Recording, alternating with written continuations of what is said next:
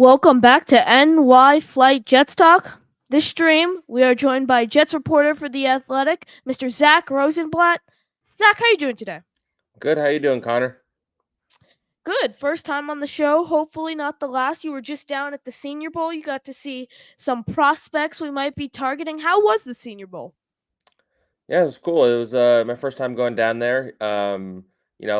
Everybody, not everybody, but a lot of the people in the league are down there, so it's everybody in one spot, which is always cool. Just seeing all the NFL people in one place and seeing a lot of the reporters I'm friends with who I don't get to see a lot of the time. But yeah, it was cool being down there for sure.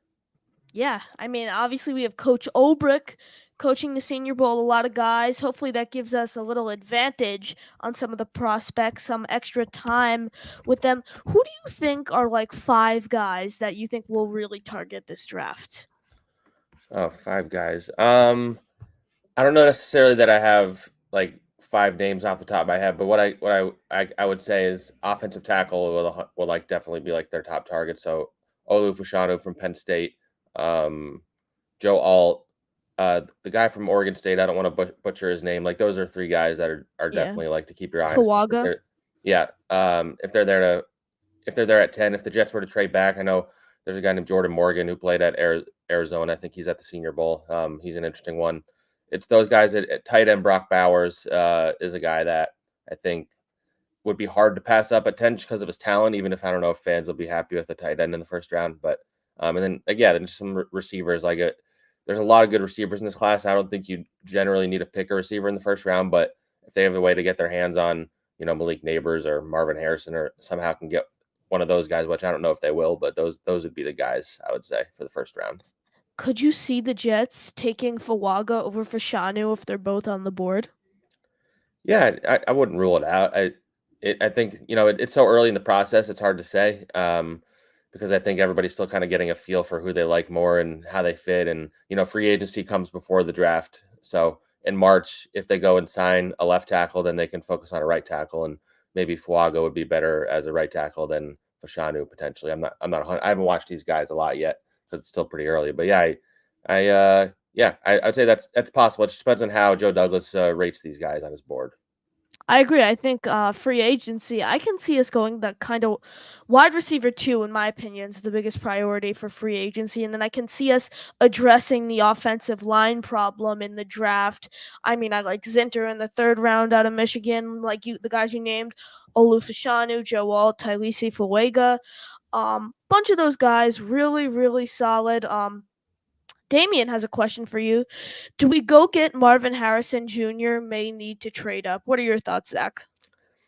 I mean, maybe I think it would require him falling out of, if not the top five, then yeah, maybe it might require him falling out of the top five because jumping from 10 to the top five is pretty difficult. And the Jets don't have a lot of draft picks to trade because they don't have their second round pick from the Rodgers trade. I guess you could trade future picks, but I don't know if you necessarily want to dig too deep into the treasure trove. But yeah, if they don't go and get a number two receiver in free agency and they really really like him, like I don't know, I think that guy's an absolute stud and is going to be a star. And him and Garrett Wilson know each other from Ohio State, so that it would be very fun. And wide receivers are always like skill position guys are always the picks that get the fans the most excited. As much as they want offensive linemen, I think if they could get their hands on Marvin Harrison, this fan base would be very happy. I agree. You mentioned the second round pick. Would you rule out a possibility of maybe doing a tag in trade with Bryce Huff, tagging him and trading him for a second round pick? Yeah, I don't see that happening. Mainly like those kind of things are pretty rare, and the issue is the Jets don't have a lot of cap space right now, and so if you tag him, you have to carry I forget what the cap hit is. I think it's close to 20 Twenty-two and a million. half million Yeah, yeah, dollars. 22. Yeah, you got your numbers. Thank you. Yeah, yeah. So I don't think they would want to carry that cap hit, and I think they're honest. As much as I think it would be a mistake to let him go, I think they're going to have a hard time bringing him back in general, just because they have all their defensive ends. They drafted Will McDonald last year. Don't have a lot of cap space. Have a lot of needs. So it's going to be tough to let him go because he's a 25-year-old guy that you developed. But yeah, I don't see the franchise tag thing happening. But I wouldn't blame them if they did it because I think he's going to make a lot of money in free agency. I think he'll make a ton of money in free agency. I mean, homegrown kid, undrafted free agent, but we have a ton of depth at defensive line, so definitely not one of our priorities. And then you mentioned the cap room. Some guys I can see, maybe C.J. Mosley, JFM, Lakin Tomlinson if we don't cut Lakin. So you mentioned the cap room. NY Jets superfan coming in. Zach, who do you see the Jets cutting this offseason to save cap space? Yeah, that's one of the challenging parts about their cap sheet this offseason because Joe Douglas restructured so many deals last year, he had to push some money into this year, and so it makes it more challenging to cut certain guys. Even CJ Uzama, you're not going to save as much as you would have last year. I think he's the obvious one. And other than that, there's not like a lot of like Lakin Tomlinson, as you mentioned, would be one where if they can't get him to agree to a pay cut, I don't think they can carry him with an $18 million cap hit. So he would be one to keep an eye on. And then if they were going to do a surprise, like if they brought back Bryce Huff hypothetically, then maybe JFM would be like a surprise cut. But I think they probably will wind up keeping JFM. So it'll probably be mostly like you said, it'll be a lot of restructures, pushing a lot of money into next year. They're all in on this year, so you kind of deal with that problem later because they won't have a lot of cap space next year. But yeah, that's kind of where I see it going. They don't really have a lot of avenues to cut guys. Zach Wilson's a guy who won't get cut, but probably get traded. You save a little bit of money on that too. I think we get maybe a fifth, sixth round pick at best for Zach, in my opinion. Mr. McConey asking, do you think Becton gets picked up if the Jets choose to let him test free agency? I do. I think a team's going to be intrigued by his potential. He's a guy that's really big and athletic, and he's got rare like size athleticism combo. He got through a full season. He was banged up, and he did not play particularly well, I would say, but he did get a through a full season. So you think about it, he's really played 2 full seasons in the NFL. If you factor in the injury, so you could even pretend like this is his third year next year, and I could see a team being intrigued by him. So I think he'll have a market. I don't see him coming back because I don't think either he or the Jets were particularly fond of each other ultimately. Yeah, I know everyone. I mean, he didn't have a good season, but he stayed healthy for basically the first time in his NFL career. He stayed healthy, played a full season. I mean, it wasn't great, but he stayed healthy. Damien asking, Zach, should we draft a QB in the later rounds to develop behind Aaron? Yeah, I think they definitely should, especially if you're trading Zach Wilson. They do need to have a quarterback in here to develop. I think the best teams are always trying to find a good quarterback. You look at even the 49ers. They drafted Brock Purdy in the 7th. He was the very last pick, so they don't deserve a lot of credit for that because he was going to go undrafted anyway. But drafting a quarterback in the late rounds, you never know if you're going to stumble on a guy like that. And then if you bring him to training camp, you're like, all right, this guy's not that good. We only spent a 6th-round pick on him. We can move on. But I think you always should take a flyer on a quarterback almost every year, I think. I have 2 questions for you about the quarterback position. Who do you think who do you think are the potential suitors for Zach Wilson? It's a good question. I think it could be, it could be a lot of teams because I don't think he's going to go into any situation where he's the starter, or maybe there's somewhere he could compete to it. But so since he's the backup, a lot of teams need a backup. There's a lot of teams that are going to be intrigued by his talent. I always think about the teams that are good at developing quarterbacks where he could go and sit behind somebody who's really good, like a team like the Eagles, a team like, now the Chargers with Jim Harbaugh. You have, the 49ers, Kyle Shanahan, and he's always been good at developing quarterbacks. Sam Darnold's there right now as the backup. So I think a team like that, and then you look at teams that like don't have a quarterback set up. Like if he's a guy that you want to bring in for competition, like a team like the Vikings would be interesting. And so yeah, those are the kind of the areas I would look like teams that are good at developing quarterbacks and are willing to take flyers on guys, and then teams that don't really have any quarterback options right now. Yeah, and my final question: who do you think are some guys the Jets will target in the later rounds? Some guys for me, I look at Sam Hartman and Jordan Travis kind of as my top 2 guys. I don't have names off the top of my head. I do. So I'm a University of Arizona alum, so I'll throw in University of. I don't know what round he's projected, but there's a receiver named Jacob Cowing. Or Yes, Coing. 4th round. I think he's supposed to go in. Okay, so almost pretty. I guess that's day 3 technically. So still qualifies. But yeah, I'm an Arizona alum. I know how fun he is. I saw he did an interview at the Senior Bowl where he said he tries to model himself after Tank Dell, who played very well for the Texans last year, and he was pretty short as well. So he's a guy I'm intrigued by, especially because the Jets need some pass catchers. So I'll throw him into the ring. Pass catchers, pass catchers, pass catchers. I think wide receiver 3 is also a need we need to address. Alan Lazard's proven he can't suit that role. So someone I like Kendrick Bourne from the Patriots, and then obviously we can draft and develop a guy. I don't think Xavier Gibson is ready for that role, or Brownlee second year. I don't know. They had good rookie campaigns, but I don't know if they're ready. NY Jets super fan. Zach, any word on the free agent wide receivers the Jets are looking at this offseason, or do you think we trade for Adams? I don't think Adams is going to get traded at this point. I think he's happy with Antonio Pierce being the new coach. Um, I think a name to keep an eye on will be Calvin Ridley because he's going to be available. I know the Jets were interested in him when he was going to get traded before he got suspended a few years ago, and he's kind of like, maybe he's not like a T Higgins or a Devontae Adams level of receiver, but he's like the next tier below it, and I think he would complement Garrett pretty well. I've never been big on Devontae. I mean, the age and contract is what concerns me. But now that Pierce is back, he's a huge advocate for Pierce. So don't really see him going anywhere. Contract wise, if he were to get traded, you're probably looking at 3 years, $95 million, something in that range. T Higgins has always been my guy. Really big on T Higgins, guys. Zach's very busy. We're gonna let him go in a couple minutes. So submit if you guys have any final questions. Submit them so Zach can respond to them. But yeah, wide receiver two, offensive line. Personally, I think it's all offense. All offense we need to address in free agency. Oh, maybe safety's a sneaky need on the defense. Uh, who we have what's his name? Well, Chuck Ashton, Clark. Yeah, Ashton Davis, Ashton Davis, Chuck Clark, and Jordan Whitehead are all free Yes, agents. all Yeah. three free agents. Oh wow, we got a lot of questions rolling in for you now that they know. Gator, any thoughts on on making a run at Justin Fields? Could be a great third and short gadget guy along with Garrett connection as productive backup, too expensive.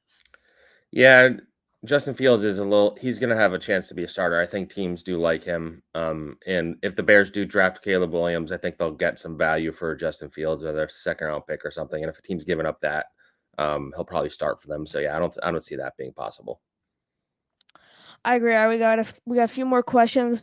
Wild Wave, who does Joe Douglas replace Rex Hogan with as assistant GM? Yeah, I don't know that they're gonna hire somebody from outside the building. I think it would probably just be an internal promotion of some sort. I don't think they're looking to necessarily fill that position by like going and paying somebody else. He was his right hand man for since Yeah. 2019, I think it was. Tough loss. Hmm. Um, Final question before we let you go. NY Jets super fan Zach, do you think Salah's job is safe? I'd love Rabel to be head coach.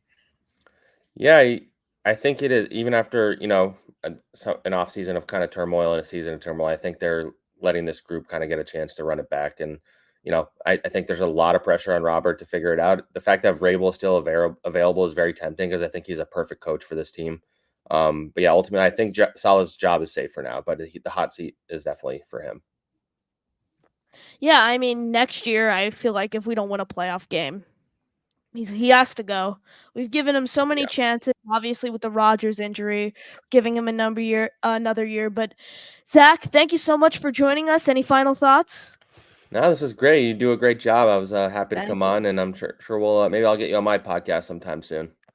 Thank you. I really appreciate it, guys. I'm going to keep the stream going. I'll take some of your calls and continue to talk Jets. Mr. Rosenblatt, thank you for joining us, and hopefully we'll see you again. See you. Wow. Great insight from Mr. Zack Rosenblatt. Great reporter for The Athletic. If you guys didn't see his story, I'm sure all you guys did. Bombshell story dropped from The Athletic. Well, he was actually at the Senior Bowl these past few days. So yeah, guys, I'm gonna pin the comment in the chat if you guys like to call into the show.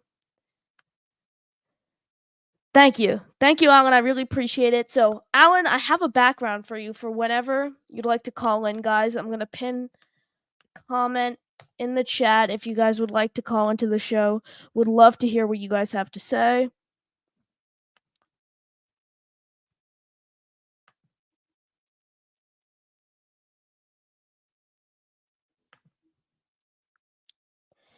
Definitely, we'll try to get Zach back on the show. You guys really liked him. I could see. Great, great, great reporter.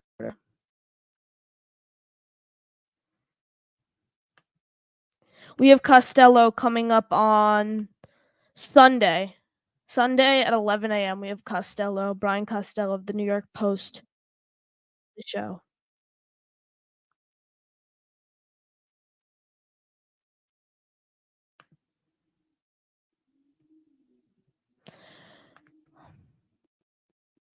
All right, guys, that's the comment in the chat to call into the show.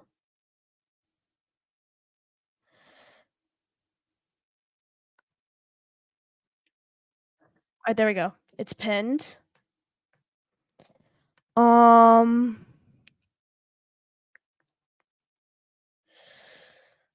QQ Lake Jets fan. Geez, you're getting better guests than most of the other content guys. Thank you. I really appreciate it. You guys love the guests, so I'm just gonna keep producing guest content and interviewing these guys. If you like it, that's what you guys are gonna get. Tell me what you guys like, and I'll start producing it. Gator, Connor, what other sports teams do you follow and love? So I'm a diehard Jets fan, obviously. Diehard Rangers fan, diehard Mets fan, and a diehard Rangers, diehard Mets, and diehard Nets, diehard Jets. All four teams. Those are my diehard teams. NY Jets super fan, we need to get your name out there. You have the best shows. Thank you. I really appreciate all the support, guys.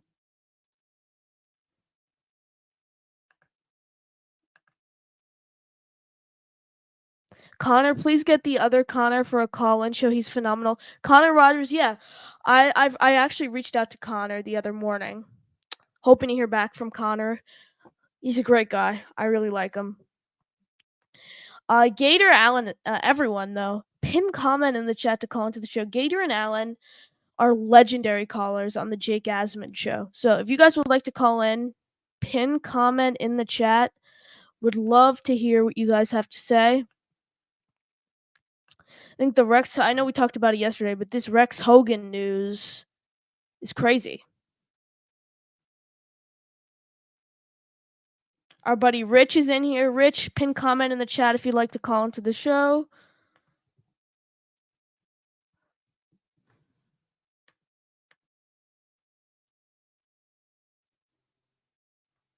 Wild Wave, Connor Rogers really should be in our scouting department. Yeah, he's a great guy when it comes to like breaking down the draft.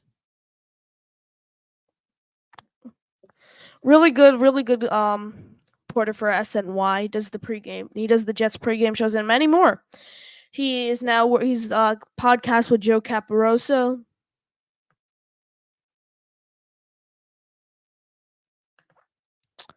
And my Jets super fan. I'd like you to do some collab shows with like Ryan from Jets Talk 24/7 or Jake Asman. So I had Jake on the show last Friday. So you check that out. And then I had Ryan on the show when I was getting this up and running. So I'd say about 2, maybe 3 weeks ago. But yeah, I'm definitely gonna do something again with them soon. They're very busy though.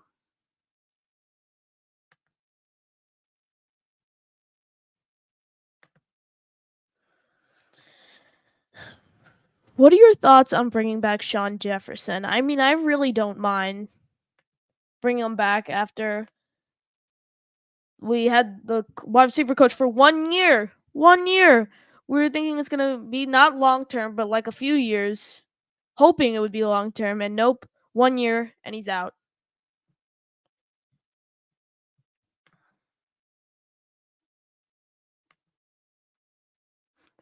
I mean, there's so many problems on the offensive side of the ball. It's the coaching staff and like just quality of players.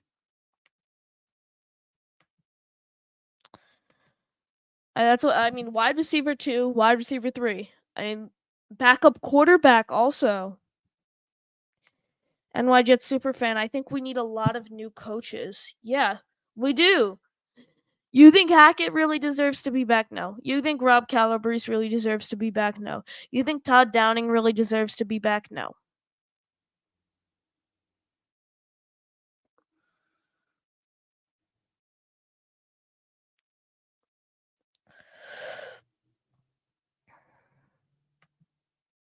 Alan, please get Jeremiah. That's a guess. That's a HR. It's a good. I think good guess. Daniel Jeremiah. Yeah, I emailed him a couple days ago. He's a great draft analyst. I really like him. MY Jet Superfan, are you gonna do a mock off season? I already did one a few weeks ago, but yes, I'm gonna release one again soon. I haven't made it yet, but I'll do one.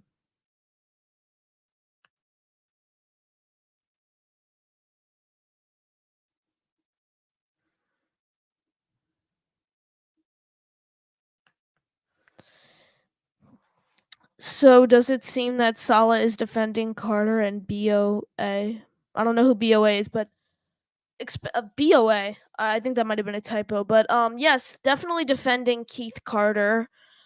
Um, I mean Keith Carter, we were ranked in the 30s for offensive line. I think 31 or 32, and the fact he's returning is terrible. Crazy.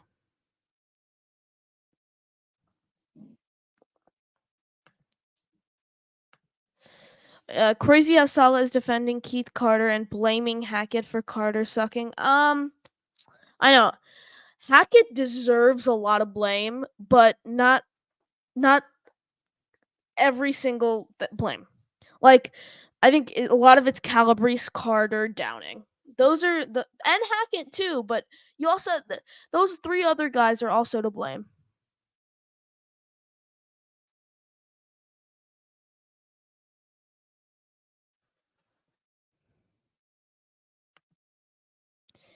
Wild Wave, I'm gonna look at the positives. At least Salah is trying to reduce the role of Hackett and acknowledges that he sucks, and JD knows it wasn't working with Rex Hogan. Um,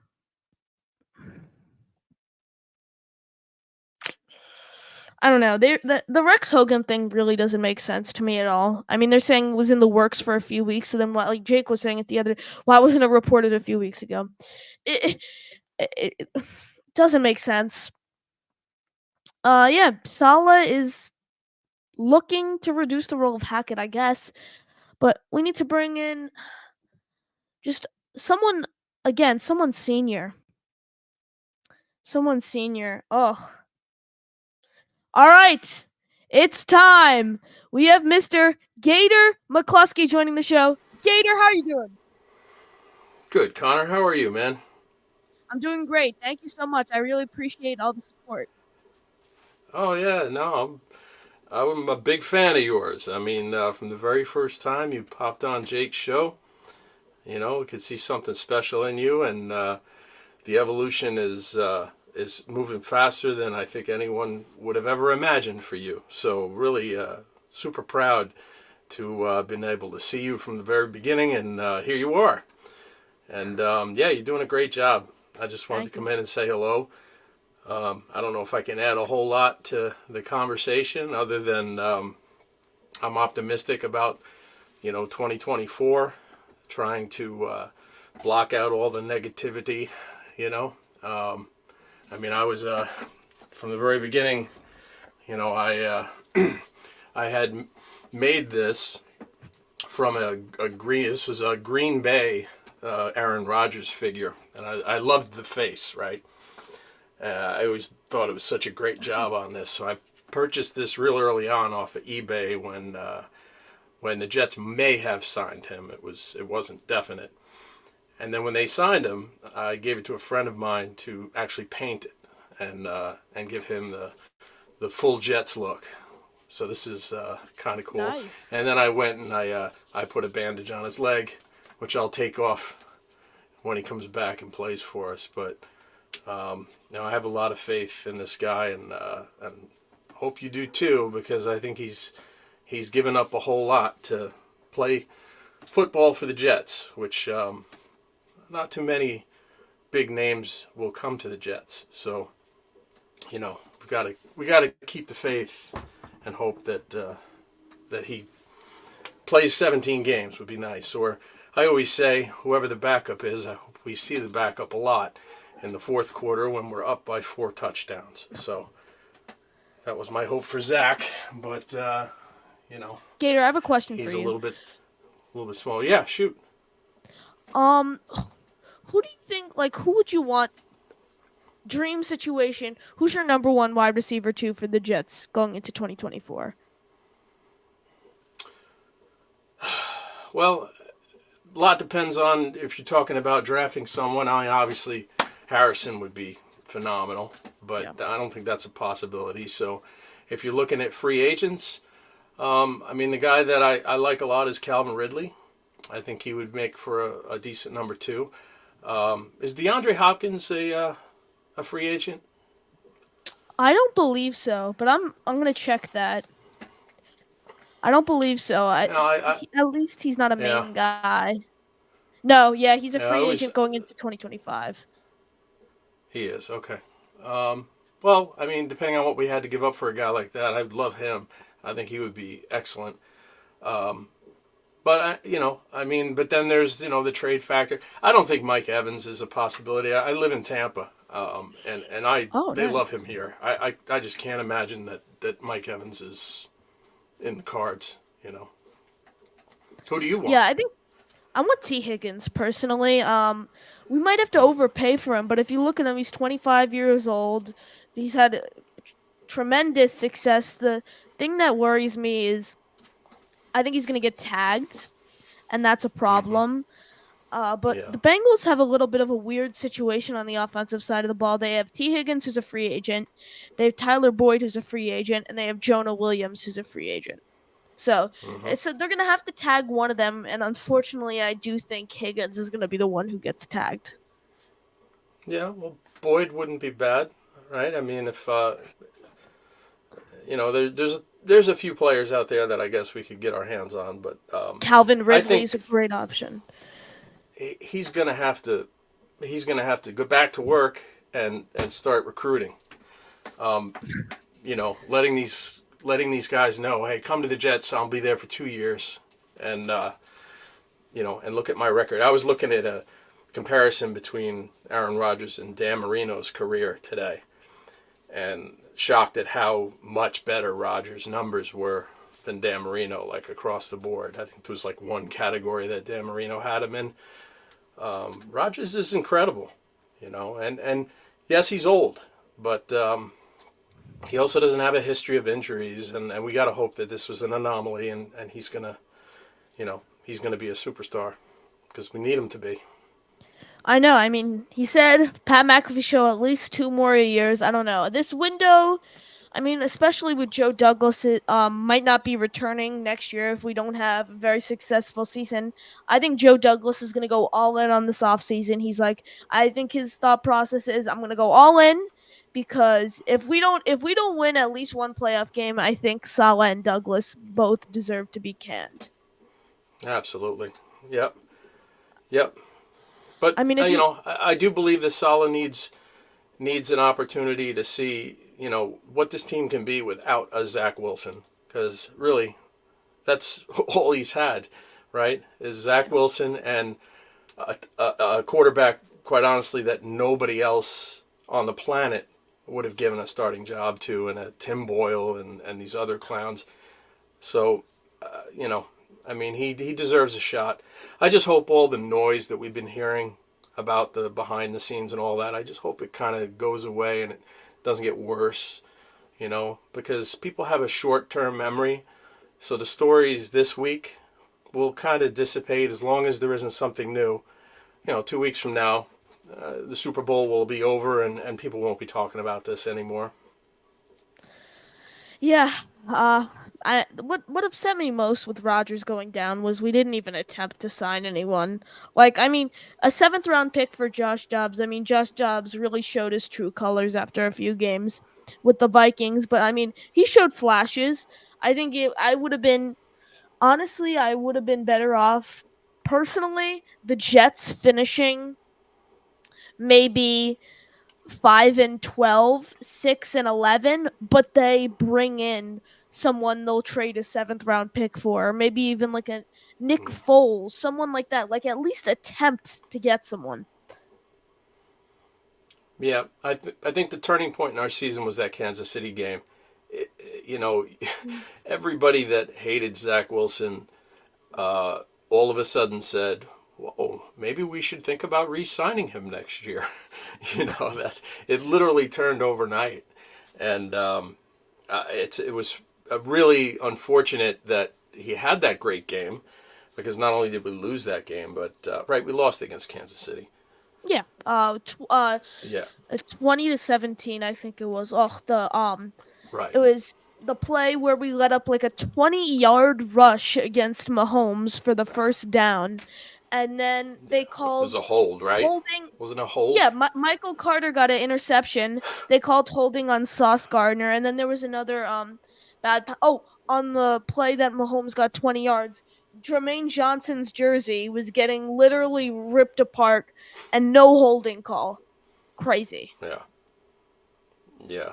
Well, and then to top it off, not only do we lose the game, but they put Zach Wilson on a pedestal, and it probably caused them to say, "Oh, maybe we don't need to go out and sign Dobbs or whoever else they could possibly go after." It was probably just enough. So that was a turning point in our season, if you think about it, right? Yeah, I mean, Jake was saying it last offseason that we needed a competent backup quarterback, and I wasn't really thinking about that at the time, but like looking back, yeah. And now we're like, we need to bring in like a Jacoby Brissett or someone, because history might repeat itself, and we don't want to be thrown into that situation. And we want a quarterback, like you mentioned, you want to see them when we're up 4 touchdowns in the fourth quarter. Like, there's that, and then there's also Mm-hmm. the standpoint, like maybe we want to bring someone in who's a solid veteran backup, a Tyrod Taylor maybe, who we just is there if Rodgers goes down, and he's a safety net and he can be solid, but we Mm-hmm. don't want to have to like hope. We don't want him to see the field, but if he does, we're confident in him. Exactly. That Tim Boyle was just, wow. That was bad. His And college again, stats don't even explain why he should be in the NFL. yeah. There'll be hopefully a story that comes out someday that somebody will write a book from within this organization to try to explain to us that was it Rodgers? Is that the reason why we had Tim Boyle? Was Joe Douglas and the staff just so blind to the fact that Zach Wilson was not the answer? And were they thinking like you and I were, that, hey, Rodgers has never been hurt. This he's unbreakable. He's just going to play the whole season, right? When, maybe it didn't matter. That this was going to be a redshirt year for Zack, and we didn't have to worry. And yeah, a few folks like Jake was saying, hello, it can happen, and and it did.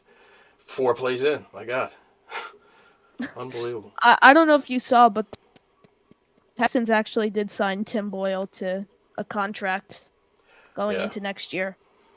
Oh, into next year. Okay, I know they signed him. Yeah, they put they him on the signed practice him. squad this year, right? No, I don't think they put him on a practice. They might have, because I follow the guy that Jake does Inside the Texans with Aaron Wilson, and Mm-hmm. he's like a reporter for the Texans, and Tim Boyle signed to reserve/future contracts with the Texans, which is just terrible. Well, maybe he's just a great quarterback coach, and keeping him around to I don't know, run the squad team or whatever you call it. I mean, maybe that's his skill set, and that was really all they ever thought of. Was that he was going to be the guy that was going to help convey the Hackett Rodgers offense, to the second team. And if that's the case, and they never intended on him playing, well, then I guess it was fine, because he knew the offense and he would be able to teach the secondary guys the offense. But once, I mean, it's just inexcusable the moment that that Aaron Rodgers went down, that they weren't on the phone. Carson Wentz, whoever, get somebody in here.